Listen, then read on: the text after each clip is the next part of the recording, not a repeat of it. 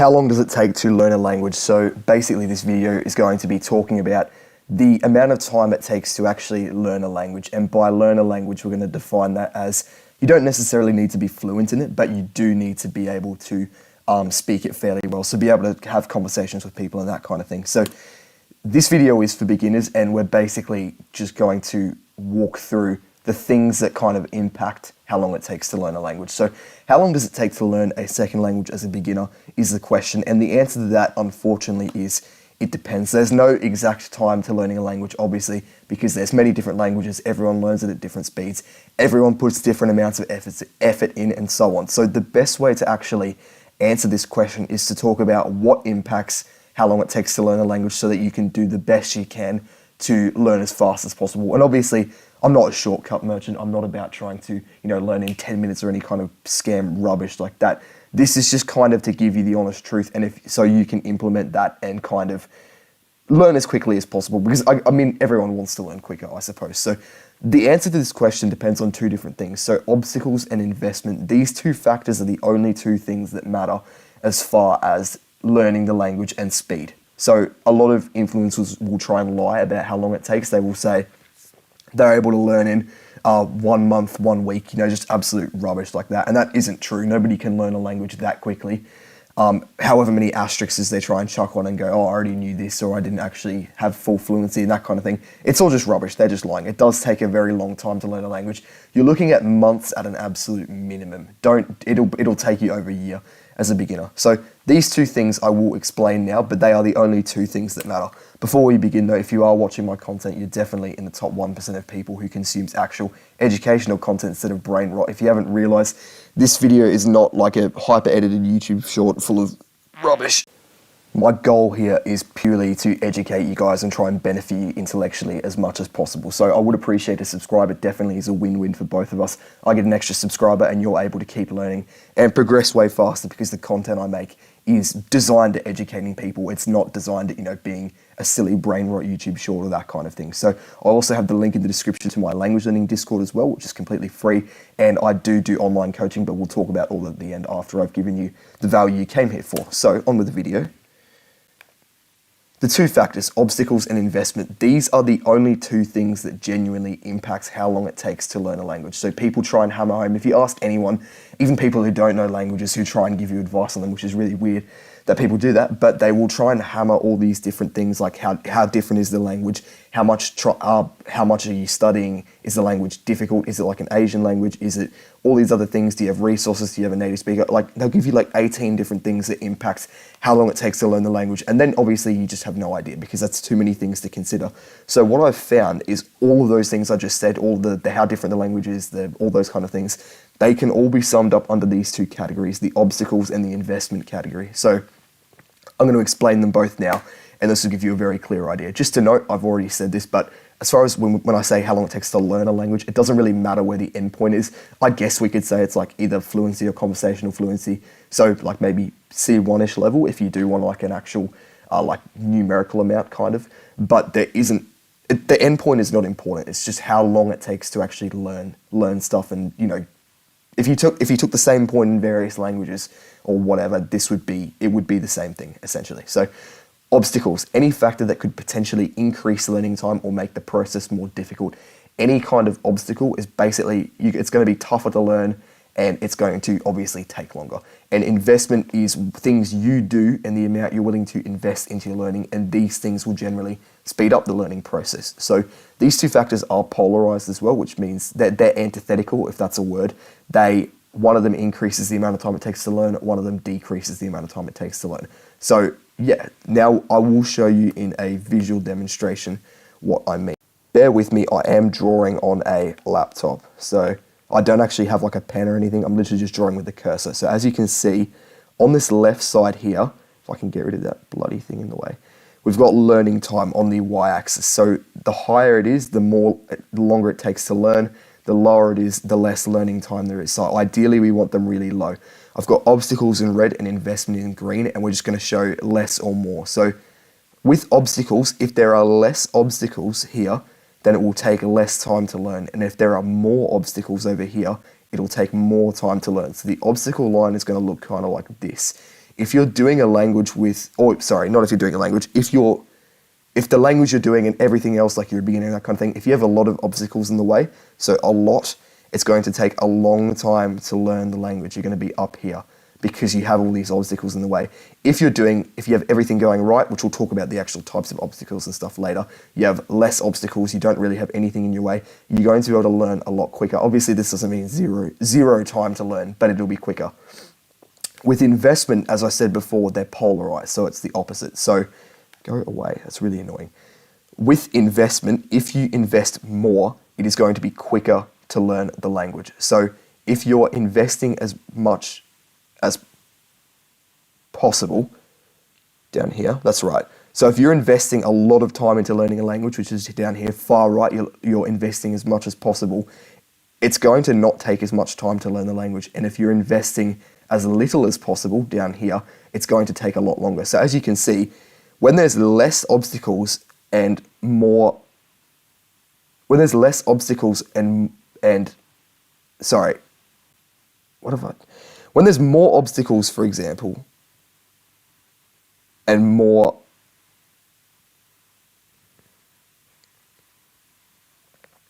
when there's less obstacles, it gets easier. And when there's less investment,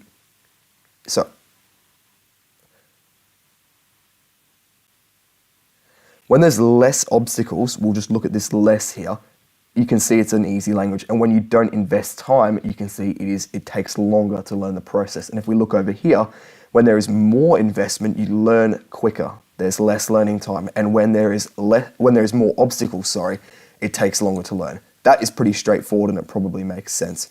So that is basically how it works as far as a graph goes. But now I need to explain the actual things to you. So obstacles and investment. We'll start with obstacles. So what are obstacles? First, I want you to picture the Olympic racetrack. That's what I've drawn here. So we've got runner 1 and runner 2. And I'm going to ask you to make a bet on who's going to win. You know nothing about these runners. They're both very good. But runner 2 has all these. Why am I writing in green? I want to write in red. Runner 2 has all these hurdles on the track. Let's put a hurdle there, a hurdle there. There's just random stuff that's in the way that they're going to have to jump at. Just random stuff. Place your bet. Who's going to win the race? You know nothing about them. One of them could be a lot faster. They could be kind of similar. You don't know anything else about them. All you know is this guy has a clear track and this guy has hurdles. Who's going to win? It's obviously going to be this guy, right? There's no one who wouldn't bet on him. If the odds are the same and in every other way, you would bet on this guy because he doesn't have hurdles in front of him. And that's kind of what obstacles are. They are things that get in your way, that slow you down. And unfortunately, they're not all avoidable. So here we go. So this can be to do with either your experience or the specific language you're learning. These are the types of obstacles you can face. So as far as your experience goes, because you haven't learned a language before, apart from English or whatever your first language is, obviously, you have to learn basically a bunch of new things to actually learn the language, and you haven't built up the skill of learning. So obviously, before you go down to the comments section, you have learnt a language before English, but you didn't know what any of the words meant when you were a baby learning English. So that doesn't really count. When you're learning a language now, you're obviously going to be going on the internet, doing all these things. You're not just going to be being read stories by your parents in bed. No one's going to do that. So your inexperience in language learning is a huge factor in this because you don't know all the language learning terms. Like with me, I know when I'm going to learn a language now because I'm experienced. I'm going to find a full guide online and I'm going to do X, Y, and Z and all these things straight away that a beginner would just not do. And I didn't do when I learned Italian, which is the second language I learned, because I just didn't know what to do. And the other type of obstacle is the specific language. So obviously some languages are harder than others. This increases the amount of obstacles, and we'll talk about that in a sec. There are also other obstacles outside of you in the language, like how easy it is to access resources if you can travel to that country, for example. Like, can you talk to people that you know? But those are like besides the point. These are the main two things. I've made videos on like study tips and other things you should use, so you can definitely check those out as well. But the bottom line is essentially more obstacles equals harder to learn equals it takes longer. So this graph here I've got is of inexperience that we just talked about. So as you can see, when we're just looking at inexperience as the obstacle, obviously it follows the same pattern as the red line before. More inexperience, which is basically means it's going to take longer to learn the language. So as you can see on this red line, I've got more inexperience up here, which means it takes more time to learn the language. So the more inexperienced you are, the longer it's going to take to learn the language, and experts or people who have learned a lot of languages will be able to do it quicker. And I've got you pointed to here because you can't really change it. Monolingual means you only speak one language, and unfortunately this experience one is one you can't change with like a snap of your fingers. The only way to change this is by learning more languages, so you can basically not worry about this as far as an obstacle.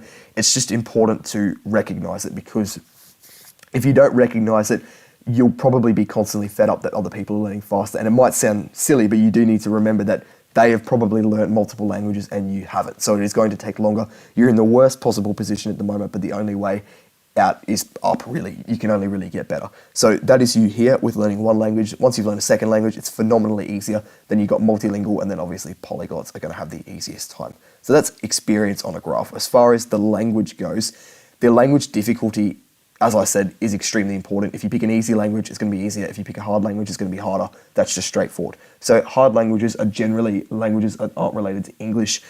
On here, I've got you with a question mark because this time you're not actually placed somewhere. On here, you're definitely obviously at monolingual because you've never learned a language before.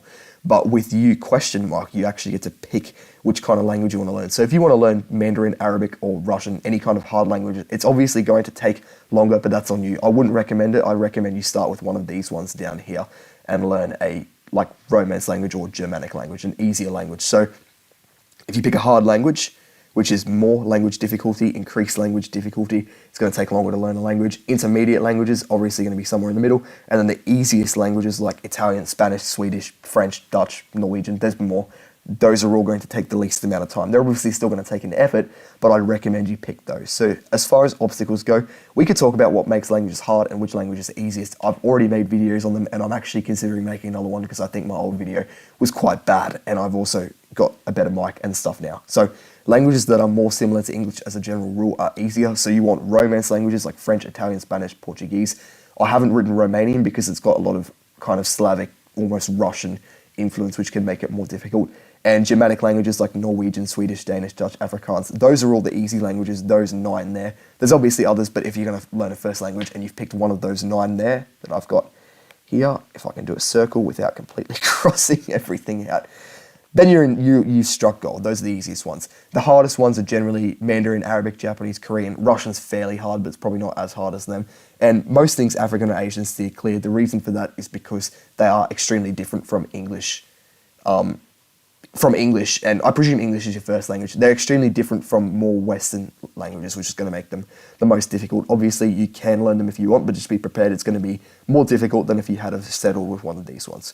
But if you have to learn it for a reason, go for it. Like, you can't really get around that. So picking easy languages and following a few good mentors, such as myself, if I say so in my opinion, is the best kind of thing that you can give yourself in learning a language quickly, because you'll reduce the obstacles. And as we saw before, when you reduce obstacles like here, the amount of time it takes to learn is less. So you can't do anything about this. You can pick an easy language. And as far as the other things I talked about, where I said the other obstacles you can get over, just look at things and identify, are they an obstacle? If you can't talk to, and if you don't have anyone to talk to who speaks that language, that is an obstacle. So you can either hire someone on italki, or you can just kind of suck it up and just cope and accept that, that's just one obstacle you're just going to have to cop and not, deal with that. But yeah, identify things that are obstacles. Just look at things. Is this getting in the way? Is this slowing me down, or is it pushing me forward? Because at the end of the day, that's what we're looking at. All right, that's obstacles done. Investment. So I'm just getting a drink of water. Have a look at the lovely picture I drew. I even drew a balloon. So investment. As we said before, investment is things that reduce the amount of time it takes to learn the language, and investment is all to do with you. So there's nothing to, like the last one we said, oh, you can't choose, where you start. You're obviously monolingual at the start. Investment is all about choices you make, so you're in complete control. So I want you to picture the ring toss, for example. Anyone done a ring toss at the carnival where you got to throw the rings onto the stick? Who's going to get the most rings onto the stick, for example? If I get 1 throw and you get 5 throws, who's more likely to get a ring on the stick? Probably you, because you got 5 throws and I only got 1 throw. Maybe I'm really good at it and maybe you're trash and you miss all 5 of them. But even if you get 1, I can't beat you. The best I can do is tie with you if I'm do a perfect throw. So the thing about investment is that the more investment you put into language learning, just like the more tosses you get at the ring toss, the better result you're going to get effectively. And there's one other thing as well. I want to ask you, if we're doing the ring toss, me versus you, and you're completely not focused at all. You're like looking around. Maybe you're a couple in the hole, as Australians would say. You're just not concentrating. And then I'm fasted. I've had a double espresso, and I've gambled on this, so I'm completely focused so I don't lose money. Again with the gambling, sorry. I think I'm actually going to have to bring up gambling a third time for the third picture I've drawn. But yeah, who's going to win, me or you? I'm focused. I've had a coffee. I've got nothing in me. You're drunk. You can't concentrate. So I'm obviously going to be more likely to get more rings on if we get the same amount of throws because I'm more focused than you. So those are the things we're going to talk about with investment. The better your learning investment, the quicker you will learn a language, and this is how you improve your investment. So you've got time invested, focus, and bonus points. Bonus points is in gold. We're going to talk about that a little bit later because it's a bit different. It's kind of a little bit like the other for the obstacles where I didn't talk about that straight away. So with investment, your investment is not about experience. That was obviously what we talked about in obstacles. You have complete control over this. So this whole green section investment, it is your choice how much effort you want to put into learning. But the more effort you put in, the quicker you will learn. So time invested is how much time you spend actually learning, studying, consuming, etc. That was kind of like when I said whoever gets more throws is more likely to get more rings on the ring toss, regardless of whether they are better. If you don't consider any of that, the person who gets 5 throws is going to beat the person who gets 1 throw, if you don't consider anything else. Don't bring up in the comments say, oh, what if the person who gets 1 throw is just really good at it? Like, shut up, okay? We're just talking about just those things. So time invested, you will learn quicker if you put more effort, invest more time into learning. And then focus is the level to which you maximize study time. And we're going to talk about both of these things now. Focus was when I brought up that you were drunk and I've had 2 coffees, and I'm obviously going to beat you because I'm more focused. More investment, the bottom line, equals efficient learning equals you learn faster. So to the drawings, more, less learning time, as I said before, time investment. We're going to talk about time investment now. So if you invest more time, as you can see over here, you learn it quicker. It takes less time to learn the language. And if you invest less time, it takes more time to learn the language. This is fairly common sense, but despite it being common sense, a lot of people just don't implement this and don't really think about it, and then they get angry when they're learning really slowly or not learning at all. So if you're studying daily, that's one of the best things you can do. I've got that really high on the time investment side, and that results in you learning quicker, so it takes less time to learn. A couple times a week isn't bad. Honestly, that's probably me right at the moment just because I'm dealing with some stuff in my personal life that's really busy. But that's not as good as this, but it's still decent. It's not the worst thing. When I can is not good because anything past here is not good. That's questionable. I'm in a questionable zone at the moment. This is not good because when I can shows a lack of routine, and it also is severely hindering your progress because you're not learning when you should be learning. You should be learning multiple times a week minimum if you can. When I can just means when you feel like it, and if you only learn when you feel like it, you're not going to learn very far. You need to adopt some discipline. And then obviously on and off is the worst thing, where you do one lesson, wait 2 months, and then do another lesson on Duolingo. You're not even going to, that shouldn't even be on here. That should be like off here. You're just not going to learn the language if you do that stuff. So as you can see, the more time you invest, the less time it takes to learn the language. And we're going to talk about how you can do that after this second graph. So focus as well. I mentioned that before with the ring toss. The more focused you are, the more rings you're more likely to get more rings onto the ring toss. That's the same with language learning, in that if you're half focused during your language learning time, say you do an hour of language learning, you and one other person does an hour of language person, and you are fully focused and the other person is 50% focused. Logically, you are going to make twice as much progress as the other person. Obviously, it's not as numerical as that, but if you focus more, you reap more benefits for your language learning session. So ideally you focus as much as possible when you're learning and not mind wander, go on to different things, close every other app, throw your phone in the cupboard like I do, shut the door, don't talk to anyone for half an hour or an hour or how long you're learning for. And yeah, you will reap more benefits. Trust me, I've made a video on this and I'm probably going to continue to make videos on this because focus, this is my personal opinion, which I'm going to inject in this, but I think a lot of people have truly horrid focus because of social media, short form content, all the other thing, even rubbish we eat and people having poor sleep nowadays because of technology. I think that has wrecked people's focus and it has wrecked people's ability to learn things. You can even look at the school system where people get lower grades. They've surveyed kids where they don't even have proper breakfast. They'll have like sugary food and like they'll go to sleep at 2 a.m, just stuff like that. All of that wrecks your ability to learn things, whether it's in school or whether it's with passion projects like this. So as you can see, we've got focus on the bottom, more focus, less focus. If you're focusing more, On the right side, 0 distractions is ideal for focus. That means it'll take less time to learn because you're absolutely locked in. Then you've got brain fog, which sometimes happens, but it is very much mitigatable. We'll definitely talk about that in another video. Serious procrastination, and this is the I kill you zone, because this is one of the dumbest things you can be doing. Watching TikToks while learning, or honestly watching TikToks in general, is very bad for you and you shouldn't do it. And whenever I catch myself do it, I don't have TikTok, but if I click on a YouTube short, I will physically slap myself in the face. So if you have TikTok downloaded on your phone, I want you to take your hand and slap yourself in the face. That's from me. You deserve it because it is very bad for you and you should get rid of it. Please don't click off because I said that. There's more value, I promise. But that is the bottom line of focus. So investment, increasing the amount of studying you do and improving your focus are the two of the best things you can do to speed up your learning. So I understand this is easier said than done, but don't worry, I will continue to make videos explaining this stuff, and I already have videos on my channel explaining these things. So if you haven't already, I would appreciate if you do subscribe, because I do make very useful videos for language learners, particularly beginners, and you will continue to get value. I don't know if I told you before, I have the link to the Discord in the description. I would highly recommend you join that, as well as the other actionable steps. So yeah, and maybe delete TikTok. That's not an actionable step, you don't have to, but I would highly recommend it. So yeah, that's investment done.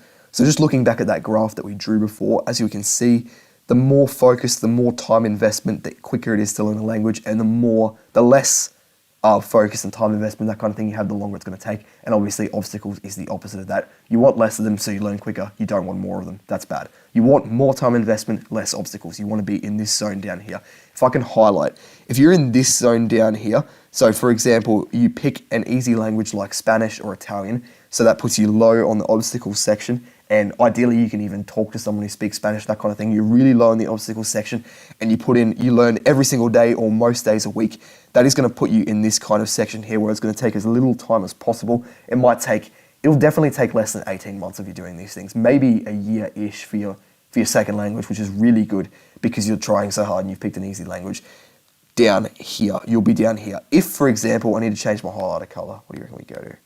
Might go purple. If you have massive obstacles, for example, you're an idiot.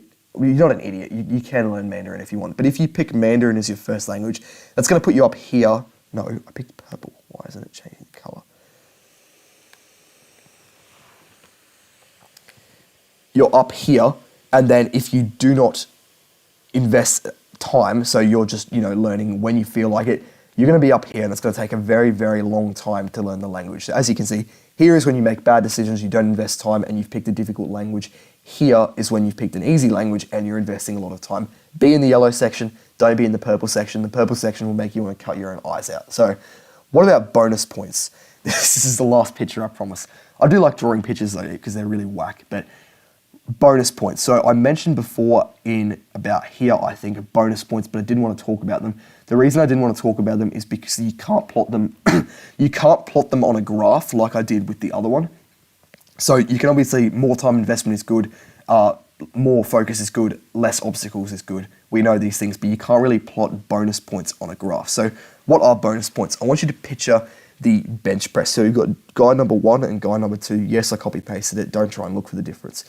They're both doing a bench press, and the winner is the person who can bench press more. So they can bench press more weight or do more. If you don't know what a bench press is, by the way, it's just that exercise people do in the gym where they lie down and they've got a bar and they're just pushing it up and back. I don't know why I mimed doing that because you can't see me, but yeah. So dude number 1 is being coached by this. He's not a bad dude. He's actually a really cool guy. He's a trainer at the gym.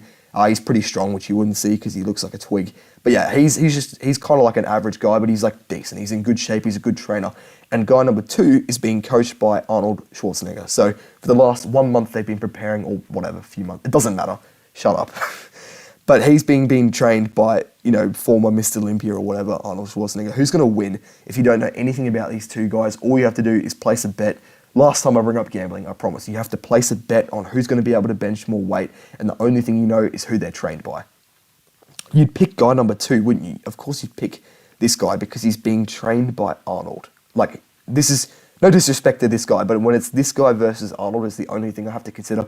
I'm picking this guy because he's had the superior trainer. He is more likely to win because the person who has coached him, trained him, mentored him is elite, whereas this is just he either hasn't had one or he's had this trainer sometimes. Most of the time he's just been hitting the gym on his own. So I'm obviously going to pick this guy. That's kind of what bonus points is. I promise this relates to language learning. That's kind of what bonus points is with language learning. So bonus points is all the other things you can do to speed up the process that they're not really investment, because it's not like you're just focusing more or, putting more time in. They're just little good things. These are like the little nuggets of advice. Some people call them secrets and they try and clickbait you and say rubbish, but there are genuine bonus points. There is genuine good advice I can give you to learn a language quicker, and that is what bonus points is. So all the other tips and tricks you implement to boost your progress. So good learning structure, we've talked about that. I think I've made a video on that. It's basically the order of things you learn. I am building those things on my website as well in the resources section. I currently have it up for French and Spanish if you wanted to check that out. If you want resources for French and Spanish, I have them online. By the time you watch this video, I might have even more. So yeah, intelligent studying, following high quality advice like this video, great resources, coaching, etc. These will all add points to the bonus points category and increase the speed at which you learn. I just can't plot it on a graph. I guess I could draw a line and say more bonus points is better, but that doesn't really tell you what bonus points are. So yeah, the more of these things you can implement, I might have to make a full video on this, you will learn quicker. And if you want to learn faster, you need to add as many of these things as possible. Just like you're going to increase the time you invest, just like you're going to increase your focus, you need to add as many bonus points. And I've found the best way to do it is with some kind of mentor to help you. So this is where I said at the start of the video, I will talk about my language coaching. I would appreciate if you do listen to me talk about this. You don't have to do it, obviously, and you can obviously learn a language without it, but I would highly recommend it. So I offer one-on-one language coaching calls to help beginners fix their problems and learn faster. It's on my website. I will have a link in the description. If you struggle with anything, so complicated topics, can't remember stuff you learn, don't know what to do to learn properly, anything like that, which you obviously do because you're a beginner, don't say you're not struggling, because you will. This coaching will definitely help you. I will walk you through everything. It is a one-on-one call between me and you, no one else, where I can walk you through any problems you're having, explain anything. I actually have a bunch of bonuses up for grabs as well that are free. Like I'm going to send you an ebook, a video course. I'm going to build you a learning plan in my own time and send it to you. And I'm actually going to research your specific language. Say you're learning some obscure language, I will research it for you to actually understand the problem, teach myself, and then I can help you. It's also extremely good value. I think it's like $20 AED. So if you're American, that's even less than $20. That's maybe like 12 or something for an hour of work. So it is extremely high value and it is very much affordable. It's also 100% refundable. I do promise you it will help you. And if you do a call with me and it doesn't help you, which would never happen, but if it did, I will give you 100% refund. I'll probably ask you why, just so I can work on myself, but it's not really a questions asked thing. I will do it. I just appreciate feedback. So yeah, you have nothing really to worry about in that regard. Thanks for watching, guys, and I would definitely appreciate you check that out. Have a good one.